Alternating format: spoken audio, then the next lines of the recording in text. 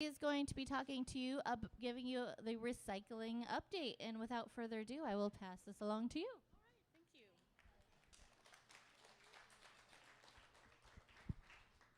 you. And thank you to the Watershed Council for this invitation.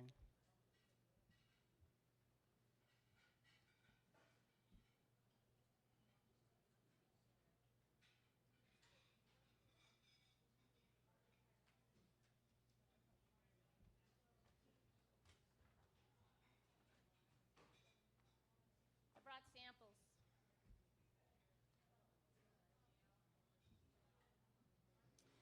All right, so tonight I've been asked to talk about what the heck is up with recycling, right? Recycling has gone through some pretty drastic changes in our area. So I want to talk about what the new rules are wherever you live in Lane County, because it's different for different locations. I'm going to talk about where to get information, and then a little bit about why the change. Why have we had this change, this drastic change? Also, I'm going to talk about all the successful recycling, or some of the successful recycling going on in the state of Oregon, and some suggestions for action, okay?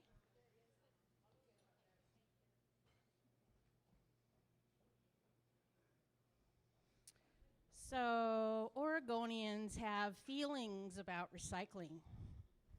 That's what they tell us. When some of the changes first started happening, especially in the rural areas, people would call quite upset.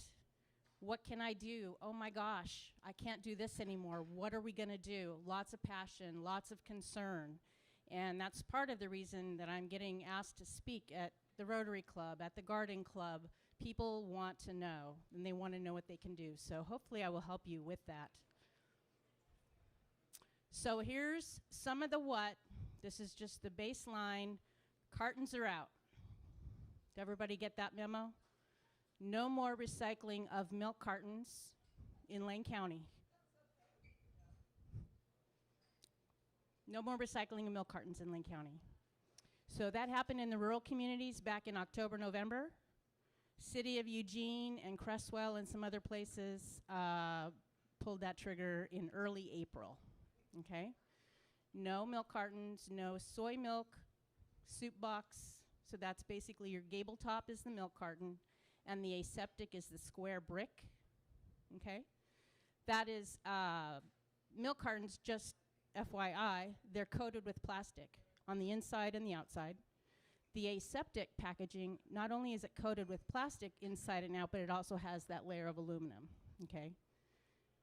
Very high quality paper in those products, very difficult to collect and recycle. In the rural communities, including Cottage Grove, zero plastic. It's gotten real simple. Zero plastic in the commingle, okay? You guys have handouts that you've gotten from your hauler about that? Do you have good information? Okay.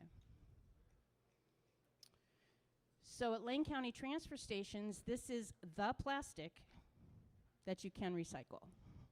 That's it. So this is an HDP number 2 milk jug. If you have an HDPE number 2 water jug that looks just like this, that's fine, we'll take that. If you have an HDPE number 2 vinegar jug, that's fine, we'll take that. At any Lane County transfer station, that's Cottage Grove, Cresswell, Oak Ridge, Glenwood, anywhere, okay? This is the transfer station. Let me go back.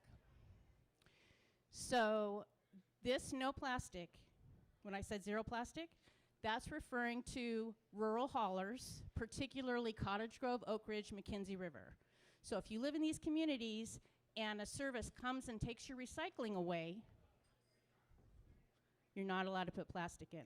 They can't get it recycled. This is what we can take at the transfer station.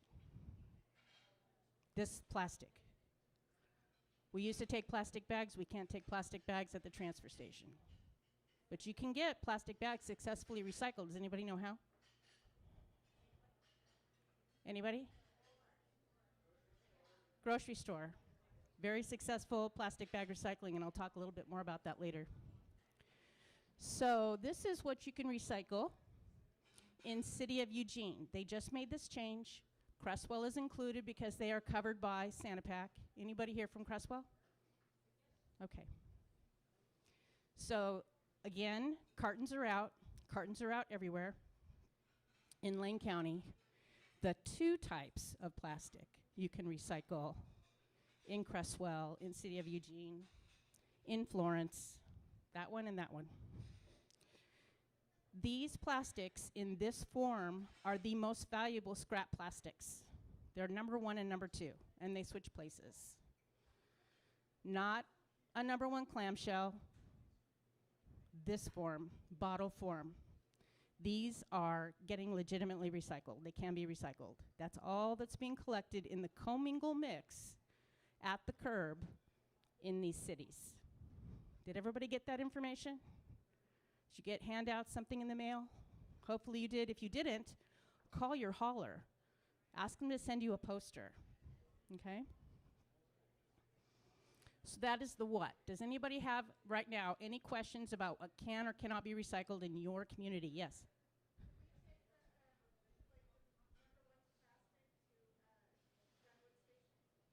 We don't accept the number 1s at Glenwood.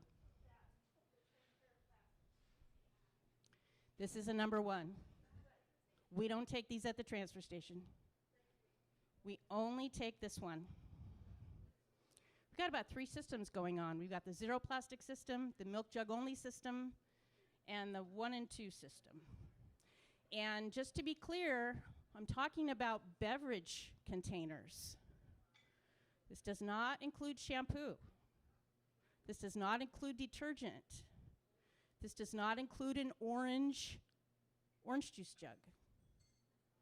It's milk jugs, that type of plastic, this clear. Now, in the drink bottles, it can be transparent green, it can be transparent blue, must be transparent. It's a number 1 bottle. Where should these really be going, though? Should these be in your commingle? What's the best place to put these? Redemption. Because that's Oregon Recycling, Oregon Jobs, okay? That's my opinion anyway. So in paper as normal, paper is what you're used to, glass is what you're used to. So yes?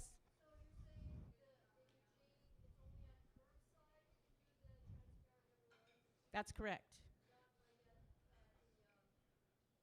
Not at the transfer station. So the question was, only in Eugene can you do the number 1 drink bottles?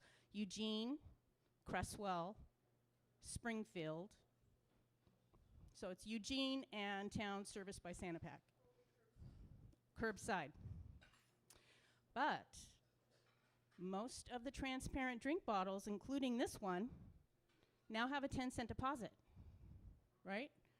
So take these back to the grocery store.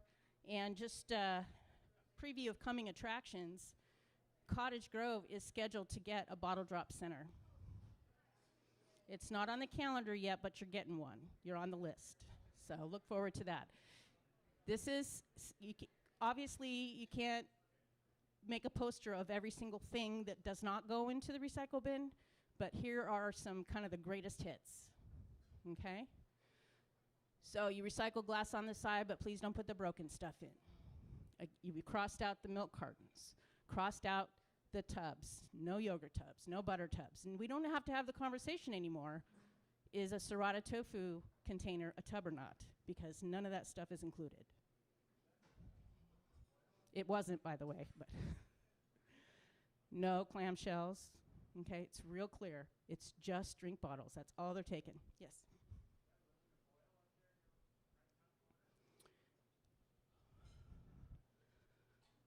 No, that is the question was, is in the upper corner, is that aluminum foil? And no, the answer is a clear bag of shredded paper. That's the other paper thing that was dropped, besides the cartons, was bags of shredded paper. Okay? So no light bulbs, obviously, no Solo cups. Is there any questions about the nose? That's part of this talk, absolutely. The question was, am I going to explain any of the reasons why?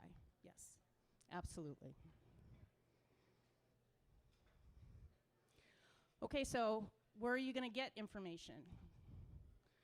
I've just outlined 3 distinct recycle programs.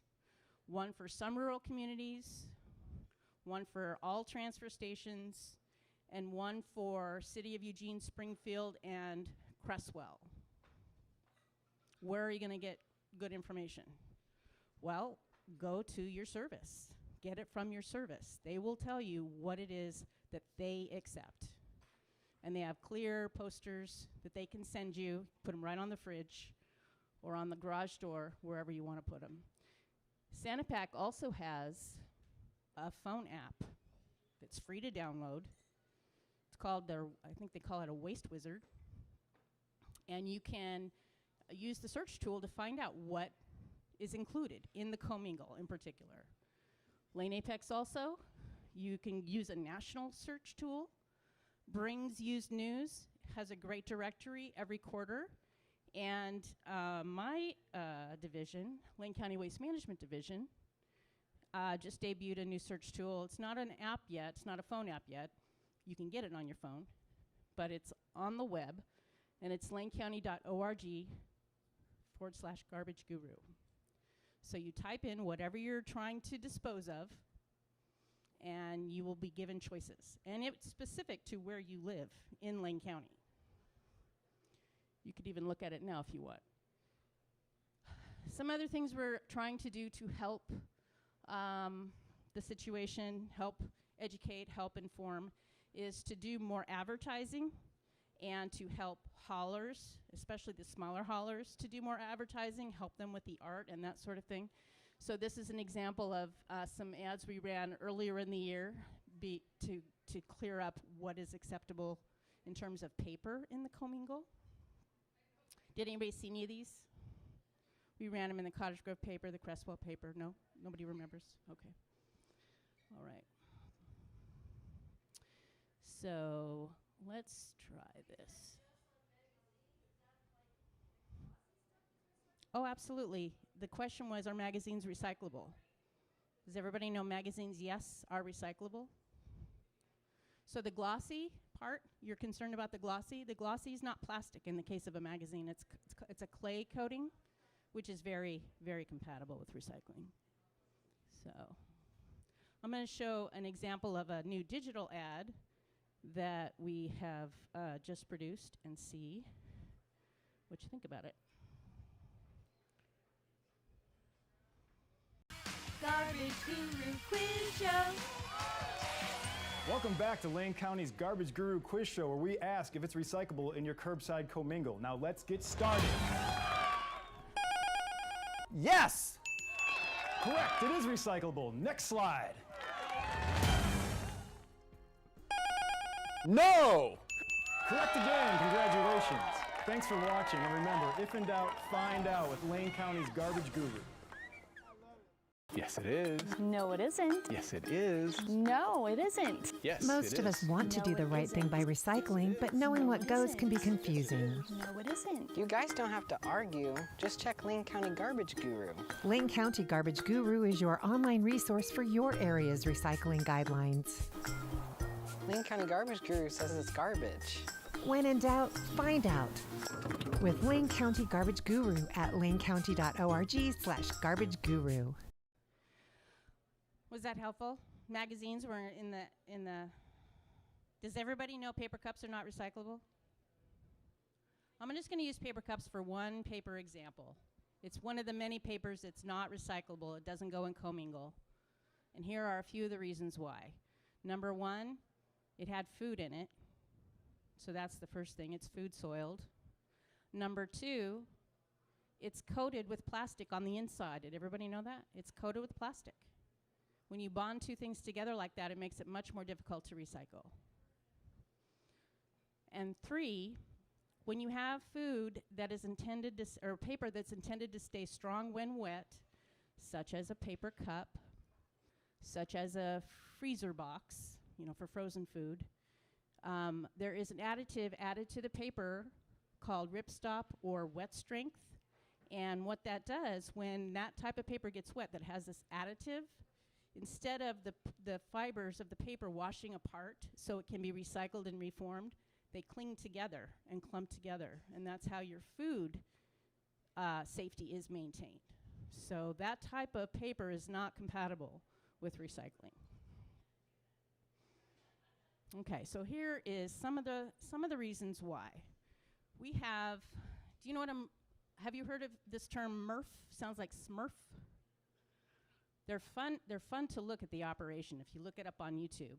Material Recovery Facility. So that's where this recycle soup goes to get picked apart and separated, because how it's sold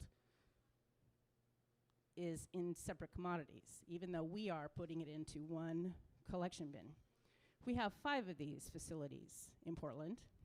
5. So that's too many. It's too many for our population. It's too many for our volume of material. And none of them are very high tech.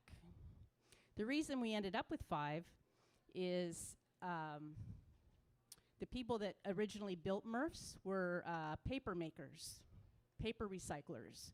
They needed the fiber, they needed the newspaper, they needed the cardboard. And when haulers went to this commingled system for safety and other types of efficiency, financially, et cetera, paper mills did not want to get kind of frozen out of the recycle market, so in self-defense, they would build these material recovery facilities to keep that paper coming to them, right?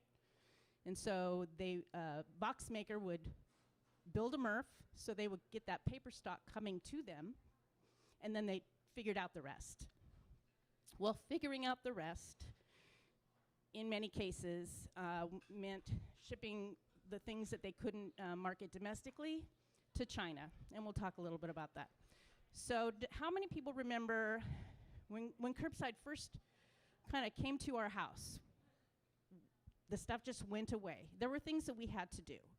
I collapsed my cardboard and I stacked it underneath a square plastic box. That was my recycle box. Now it's like the glass on the side box in Eugene. So my cardboard was flattened. It was underneath the plastic box. My newspaper was either in a paper bag or tied up with string. My cans were separated from my glass. It was all very specific. I do remember milk jugs coming on at some point in the 90s, but I don't remember other beverage containers after that. I just don't remember. Then we have this commingle cart. All kinds of reasons for making that choice. Safety was one, and an important one, because drivers were getting cut by the glass in the recycling, and that was a serious issue. But it's also more efficient in terms of collection to collect it all in one thing. So we got these huge carts, and the thinking was that we were all just going to put those same materials that we had been tying up and segregating into this roll cart, and that more people would do it. Because we've got these 5 MRFs in Portland. That's very high dollar business, multi-million-dollar equipment, just like a lumber mill. It's big, heavy-duty equipment. Well, we started putting some other things in that bin. But what's true is that recycling programs haven't really changed much since 1996, or they hadn't in this area until recently. It was the newspapers, the cardboard, the cereal boxes, the cans. And for plastic, really, the drink bottle, the milk jug or detergent jug, the butter tub. But what has happened is so many more types of packaging have come online, but what is being asked for in terms of recycling hasn't changed. And why it hasn't changed is because lots of these are produced. Lots more of these than the clamshell containers. And for some reason, we're told, plastic melts with a memory. So a number 1 bottle can't be recycled together with a number 1 bakery tray. Even though they're the same number, they're not compatible recycle-wise. So only the bottles have been asked for. That's it. what I keep hearing is, but it has a number, it has a number, it has a number.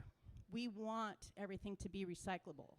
Should that bakery tray be recyclable? Or the plastic around in electronics, should that be recyclable? Absolutely, it should be recyclable, but we have some limitations, and one of our limitations is our location and our lack of heavy industry here, really. So we've got carpet makers in Georgia, we've got heavy industry in Michigan, and on the East Coast. Here in the West, we went from timber to what? Timber to tech.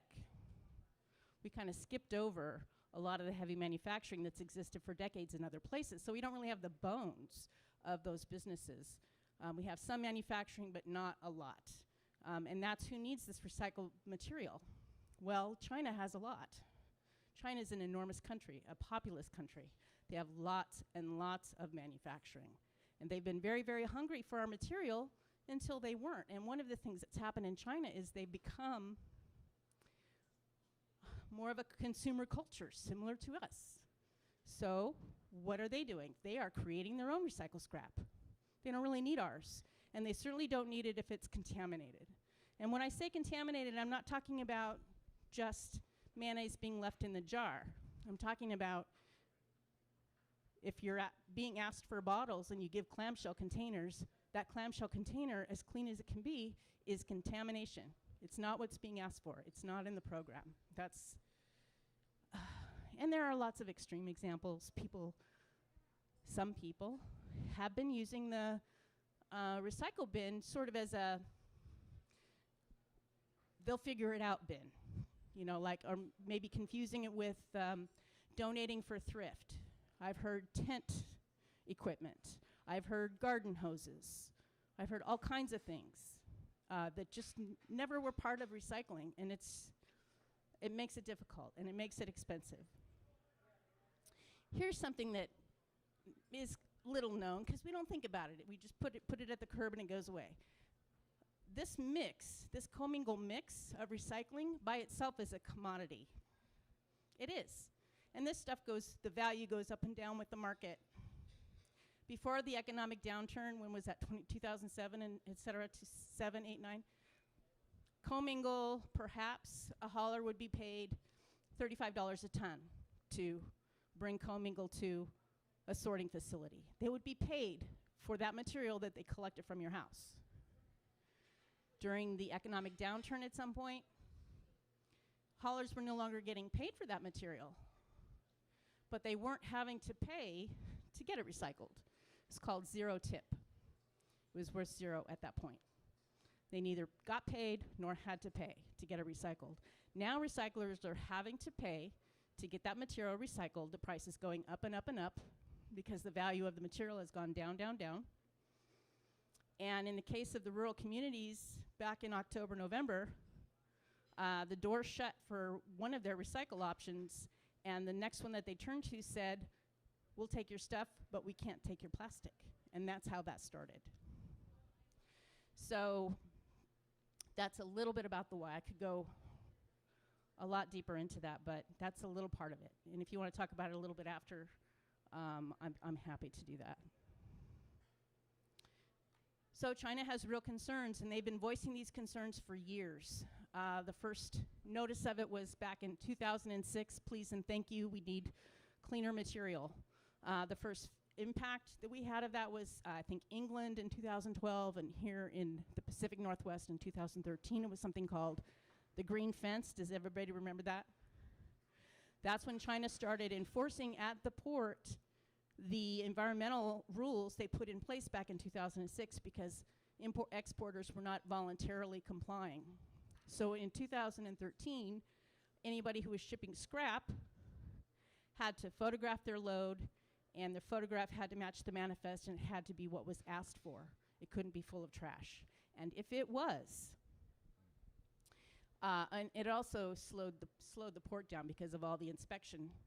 And if it was full of trash, that container could be sent back to the exporter, who had not had to pay to get it shipped. Because, you know, If containers come to the West Coast, we buy the stuff. Now we've got empty containers. They're going to just deadhead back to China unless we put something in it. That's why scrap dealers were getting free shipping. So now they're not getting paid for the material. They have to pay to get that container coming back to them, $2,000 or so. And they either have to pay to dispose of that material now or pay to sort it again. So that was an expensive proposition. And I don't know why that wasn't enough to kind of shake things up, but it wasn't, because here we are.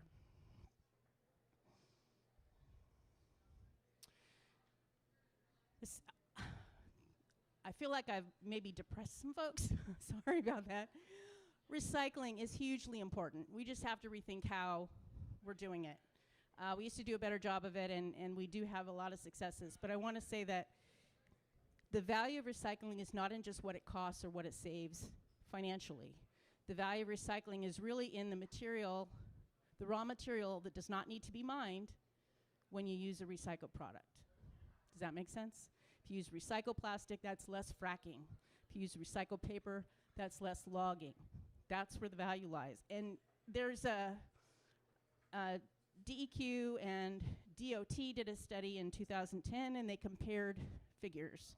And what they learned was that the carbon emissions prevented by recycling activity of Oregonians in this particular year, 2010, were almost equal to the carbon emissions of Oregonians' air travel that year. So we know that transportation is hugely impactful in terms of climate. Recycling was equally impactful on the other end. So it's not the most important thing, but it's still a very important thing to do. So I don't want to lose sight of that. And I am going to talk about recycling successes. Does anybody have any questions up to this point? No? Okay. No? Okay. So here are some awesome recycling successes that you may not know about. When you recycle your pickle jars, when you recycle your beer bottles, any of your glass, whether it's at the curb or through the deposit system, either way, that glass is trucked to a facility in Portland called Glass to Glass that separates the broken glass by color and removes impurities. And then that color-separated glass is then trucked over, not very far, to a business called OI that makes beer bottles. They make a lot of glass, but primarily right now, because it's so popular, beer bottles for the craft beer industry.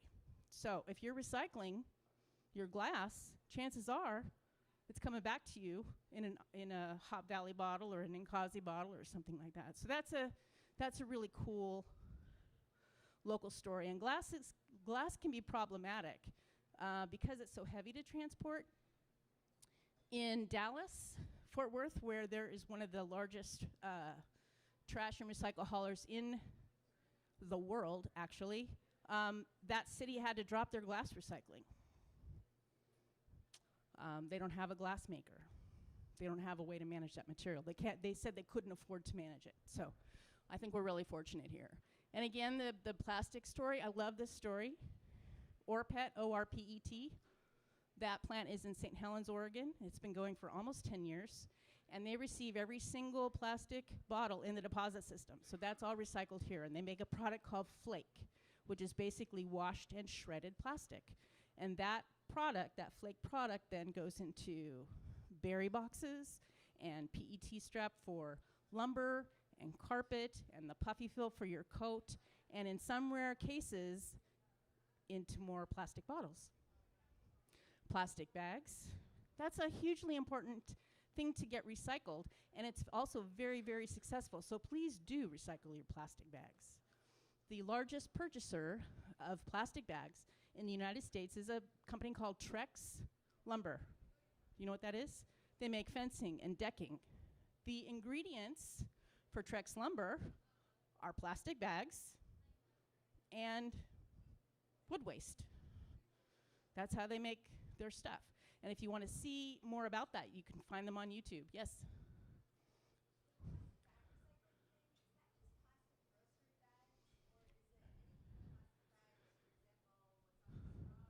Okay. So the question was, is plastic bag recycling only grocery bags? No, it's not only grocery bags, but no, it's also not the wrapper on that straw. So and you can go to plasticfilmrecycling.org and get a really cool poster if you want to do that kind of collection yourself. But the kinds of things that are common things that would be included would be the regular grocery bag with a handle, the t-shirt bag, the produce bag, which is a different kind of plastic. They're like number 2 and number 4. Dry cleaner bags are included. The plastic wrapper around toilet paper is included. So lots of things are. Lots of things are. Cardboard, we have a very successful paper mill in Springfield, high wage jobs, very important. And then Bulk Handling Systems is a maker of this material recovery equipment. It's called Separation Technology. And they are actually located in Eugene, Oregon. They place about 10 large multi-million-dollar systems somewhere in the world every year.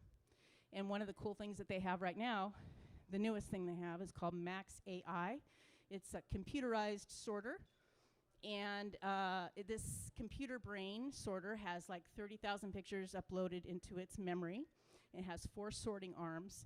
And the types of companies that buy this, they'll buy it for their plastic finishing line. So it's a company that's bought a bale of plastic. Should all be bottles, probably isn't all bottles.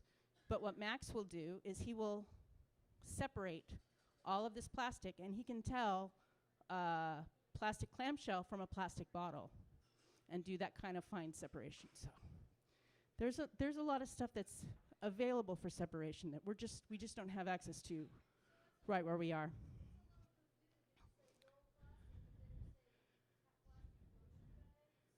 At the grocery store. So you have to think beyond the bin. You have to think beyond the bin. There are so many things that are recyclable. When you did the trivia, cooking oil is recyclable. You don't put it in the commingle bin. You have to take it to sequential. Motor oil is recyclable. You don't put it in the commingle bin. Compact fluorescent, same thing. There are lots of things that we use, common things that we use in our life that are recyclable. We don't put them in this mix bin, right? Okay. I can't say enough about the container deposit system. Do you know what happens to that $25 million worth of dimes that didn't get redeemed? Does that go into recycling programs? Does that go to support schools? Nope. Your unredeemed dime stays with the beverage distributor. That's who keeps the dime. They're the first one that grabbed it, right? And it's a very efficient collection system. But if you don't redeem that dime, it stays with that company. I have the green bag system, so I don't have to count my cans. I take my green bag to the bottle drop. The workers count the cans, add the money to my account. Last year, I had like $100 in my account. I had not done anything with it. And I was able to, with a click of a button, move my money from my deposits to a charity that I favor. And that was part of my giving. It's pretty cool. And it's a good thing we had the expansion of the bottle bill in January for the rural communities. This is the only way they're getting anything recycled that's plastic. Boy, that's hard to see. So this is just an example of the types of containers that are included, and it's basically any ready-to-drink beverage. It's not milk. It's not milk products. It's not meal replacement like Ensure, and it's not beer. It's not wine and spirits. These were hard-fought battles in the Oregon legislature to try to improve the bottle bill to the point that we got it today. So I think we're going to stand pat here for quite a while. I don't think milk's going to be added anytime soon. I don't think spirits are going to be added anytime soon. I think this is what we have for now.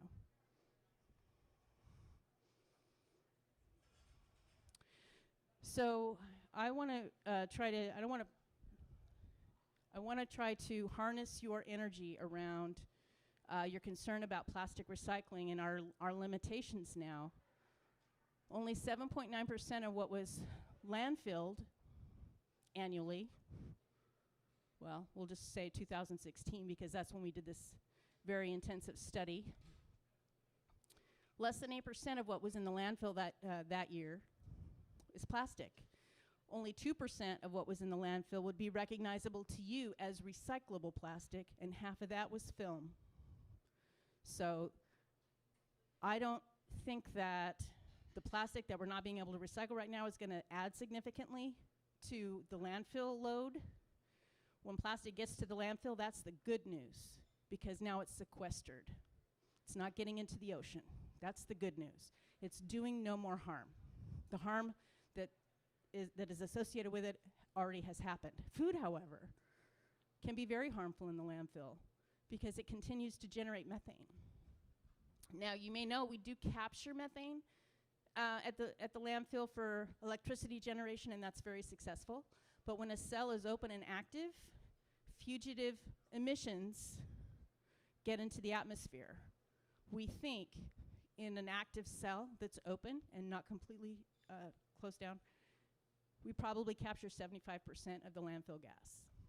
So we don't need more food in there. So if you want to harness your energy around your disappointment about the plastic, I vote for food. We have a huge food waste problem, and that's in the home, and that's in the restaurant, and that's in the field. And this is something that we all can personally do something about at every level. So that's my vote, and I hope you will think about that. So here's something, this is kind of my side gig. At Lane County Waste Management, we have a event recycling loan program, and so we loan recycle bins. I think Bohemia Mining Days borrowed bins recently. We also have dishware that we loan. When I was a little girl, this is how we rolled. If you didn't have enough plates, you borrowed plates from us. If we didn't have enough chairs, we borrowed chairs from you. And that actually is better for the environment. People say, well, what about water for washing? Water for washing is inconsequential compared to water that it takes to produce paper. So please consider going back to the old ways. In many cases, they are the better ways. So if you are deeply passionate about this topic, we would love for you to become a master recycler. And our next class starts September 11th. Enrollment is open now, and we did bring applications. If you are in business that's in any way related to recycling, I hope you will check out the Association of Oregon Recyclers, or if you're interested in a job in sustainability or anything related to recycling or solid waste. If you are an active student, either high school or college, membership in that association is free. And then also, if you can't make it to a Master Recycler class, Master Recycler programs throughout the state of Oregon have developed an online class through OSU, and it's pretty low cost. I think it's $50 to take that class. If you have 5 people or more in your business, it's $35 a person. So there's a lot of places you can put your energy. Okay, so how many people have met Casey tonight with the straw pledge? How many people would like to meet Casey tonight with the straw pledge? Awesome. Okay, so Master Recyclers have been doing the Ditch the Disposables campaign. We're trying to encourage folks to ditch plastic straws, ditch plastic forks, ditch Kleenex, you know, something that is, and what we want to do is reward and remind with something that is durable. So tonight, Casey has pledge sheets. If you're ready to ditch the plastic straw, that means that you're willing to have this conversation, which can be uncomfortable and sometimes hard to remember. At a restaurant, before you make your order, please, I don't want any straws. And then the next level, if you're a regular at a place, can you talk to the business and say, you know, Axe and Fiddle, they don't give straws out, only by request. Would you consider doing that too? I might come here more often if you did that, you know, that kind of thing. So if you're willing to take that pledge, we would be most grateful. And really that's how we're going to get at some of this, is using less stuff, using more durable things. Did I miss the R one? Yeah, I did. Okay. So one of the things I've been thinking about, and I'm just going to end with this, I think a lot of us, including myself, have put all our sustainability eggs in the recycle basket. Recycle is not the first R. There are activities that we can do that are far more impactful than just recycling. And when we get to the end, then we have to decide if something's recyclable or not. The less stuff I bring home, the less I have to wonder, is it recyclable or not? So that's just for your consideration. Are there any questions? Yes.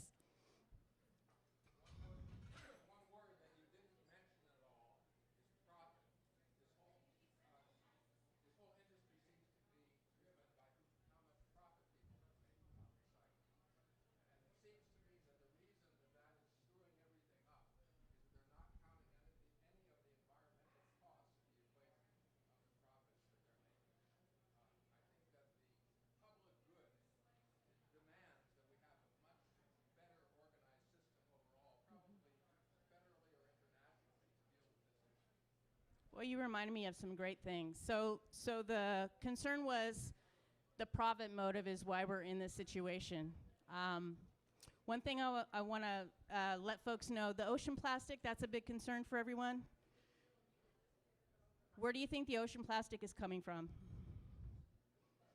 It's mostly coming from land. 80% is coming from land. It's mostly coming from 10 of the largest rivers, not the Columbia, not the Mississippi. 8 of the largest rivers bringing plastic into the ocean are in Asia. Okay, here's one area where we're actually not the bad guy directly. The reason it's not the Columbia and the Mississippi and et cetera is because we have such a mature trash collection system.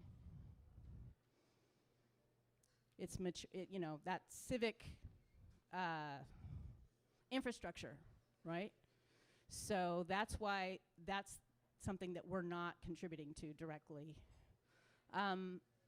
One thing that I would say in terms of the profit, and one thing that could be helpful, would be helpful and has been helpful in other things, is something called producer responsibility. Because people that make the packaging, once it leaves the gate, cradle to gate, they have no more responsibility or take no more responsibility. If producers were responsible for the collection of that material or end of life, whatever it was, I think we would be in a better situation. And we have some examples of really good producer responsibility laws here in Oregon. One is the electronics. That's why electronics recycling is free.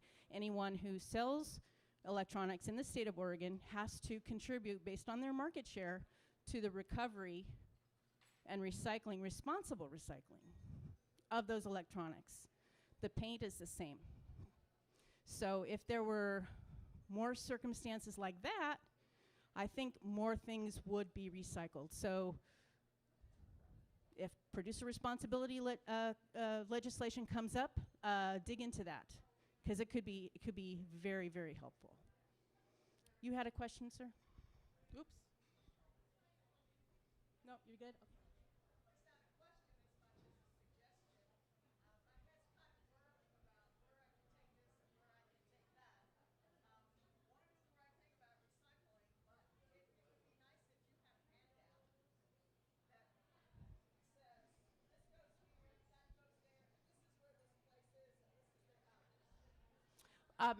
The comment was it's how do you figure out where to take stuff? It would be great to have a handout. Well, I do have a handout for the transfer station, so that's really clear. And we do have other stuff that we take besides the commingle mix.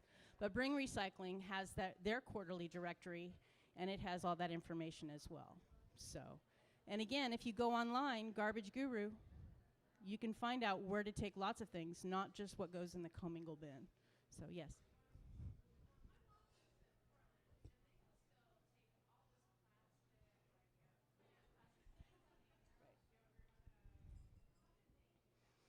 How come my mom in Portland can recycle plastics that I cannot? That's the question. Because your mom lives surrounded by 5 material recovery facilities and some plastic processors. So Portland has been slow to pull the trigger. Here in Oregon, we have really great recycling laws. And what that means is whatever you put out to the curb or whatever you take to the transfer station, specified for recycling by law, by Oregon law, is required to be recycled. We're not throwing it away. It's not going in the river. When the rural communities got cut off from being able to recycle certain materials, particularly plastic, but also the cartons, they took them out of the program rather than try to get a variance from DEQ to temporarily dispose of them in the trash after they had then collected them for recycling. We want to be very transparent in Lane County, and that's pretty universal. If we can't legitimately get something into the recycling market, we don't want to take it as recycling. So that's why that's happening. And in Portland, they've taken a different tack.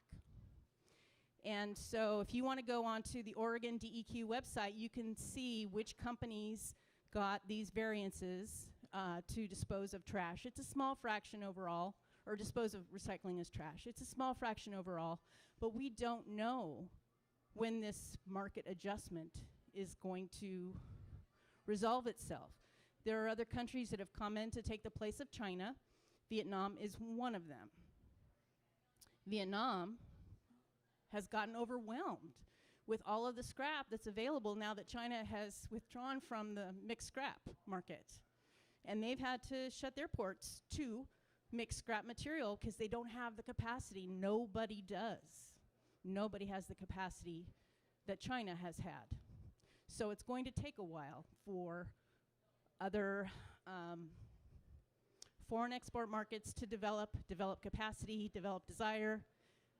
Now that China is out of the picture, that frees up innovation and it frees up that material to be available. If Pacific Northwest manufacturers come online to take it, but all of that's going to take time. But in the meantime, just as a reminder, that commingle recycling, it's a product. It's not trash, it's a product, and we need to think about it like that. If you're going to put something in the recycling, is it in the same condition you would want something to be if you were going to purchase it at a resale store? It's a product. We're voluntarily helping to collect it. But if it's not sell-worthy, nobody's going to buy it from us. There was a question over here. Yes.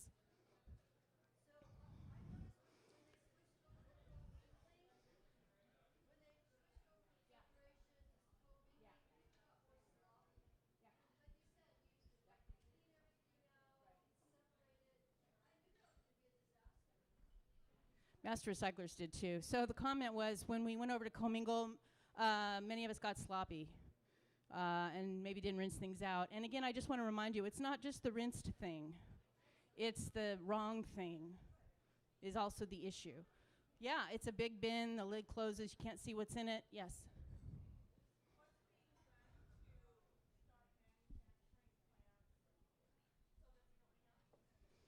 So the question is, what's being done to start manufacturing plants so we don't send it to China? There's no problem. So there have been stakeholder meetings on this subject, on the phone, in person, every week since, I think, last September or October. So people are working the problem. So pay attention. There will be things coming up. Nancy's Yogurt obviously really wants to get her material recycled. They are going to be hosting roundups for that specific material. Hopefully economic development dollars will go into this idea of maybe having a local, regional plastic recovery facility so we can have more control over that. But it's not, it doesn't pencil out financially. It's going to be a values proposition. I buy a Chico bag as a premium. I buy the 99% recycled content version of it. It's the most expensive version of it because plastic made from natural gas is cheaper than plastic made from pop bottles right now. I mean, that's part of the equation too, is fracking has released more fuel, so it's kept the price of fuel down, which has kept the price of recycled content plastic up because of the collection issue. So there's a lot of factors at play, but as a value proposition, we get the recycled content one because we want to promote and encourage recycled content products. So ask for that. That's part of this too, is choose things that have recycled content. Ask what the recycled content is. Ask if it's post-consumer recycled content in particular. Is that helpful? Yes.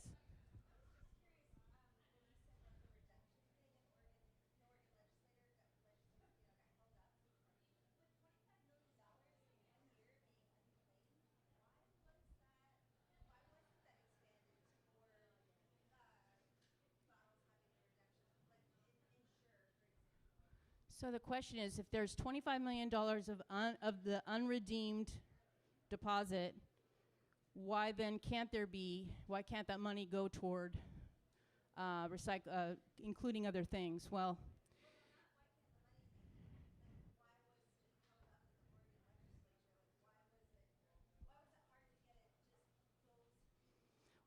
okay, so the question is, why was it hard to get the beverage containers that we have, and why don't we have the others?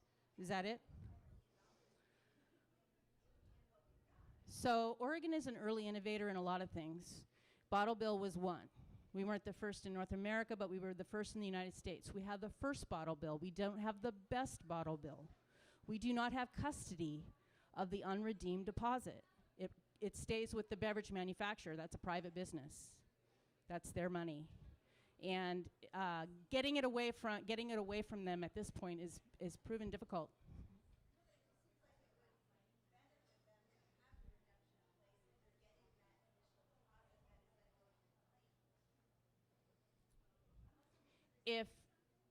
Yeah, I'm not clear. We should talk about this after. But one of the things that one of the lobbyists that I talked to said, when water bottles were added, and people didn't know water bottles were added for a long time, it wasn't a big splash. I was doing a lot of education, but I talked to people a year after that went into place in 2008 or so, and people still didn't know that the water bottle was added. But this one lobbyist told me, as soon as the water bottle's added, dimes are going to be raining down on the beverage distributors because people don't know or won't do, right? Okay. I got cynical, and I forgot to continue asking myself that question. So if they're going to get the dime anyway, why not include other things? I don't know. Coke and Pepsi in particular fight bottle bills all over the country. That's why we only have 10. I don't know why they fight it. I don't know. That's a question for Coke and Pepsi. It boggles my mind. I don't know why. Does it add to their cost? I don't know why they fight it. But they do. They absolutely do.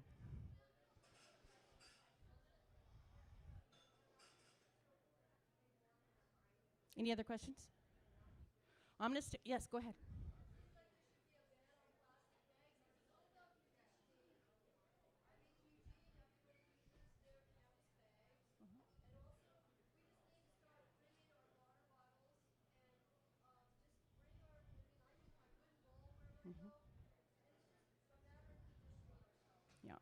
You know, the suggestion is, you know, maybe there should be a ban on plastic bags, and remember to bring your durables. I think it was the country of Ireland. I get confused about the two Irelands, but they didn't do a bag ban. They did a bag fee, and their plastic bag use dropped dramatically. So people didn't want to pay for it, so they stopped using them. So I think I'm going to wrap right here. And if you have any individual questions, I'll stick around a little while. Thank you for your attention.